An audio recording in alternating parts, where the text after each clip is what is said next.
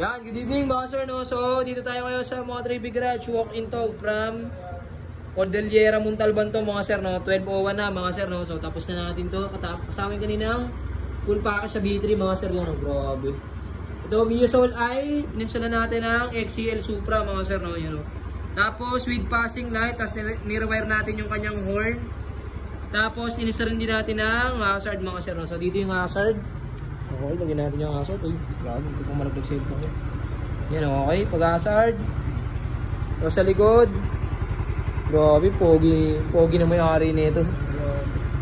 Tapos 3 years ago na rin to mga sir, no? Yan, okay. Tapos ito yung mini driving light, low beam. Ay, kabila, low beam. Yan yung white. High beam. Yellow mga sir, no? Grabe, lakas ng XCL Supra. Yan, okay, off. Passing light nandito nakalagay. Yan. So sa passing light, function ng passing light mga sir, pag naka-off, passing. Pag naka-low beam, may passing. Pag naka-high beam, may passing. Yan, grabe. Lahat may passing. Tapos, PIA horn. Walang rapid mga sir, no? So, normal function lang to. Okay, yun, no? Low beam, high beam. Walang combo lights din.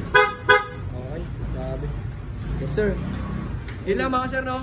So, sa lahat ng gusto magpa-install, PM nyo lang po si mga 3 Big Garage. Yes, sir. Grabe, pogi. Ibalo.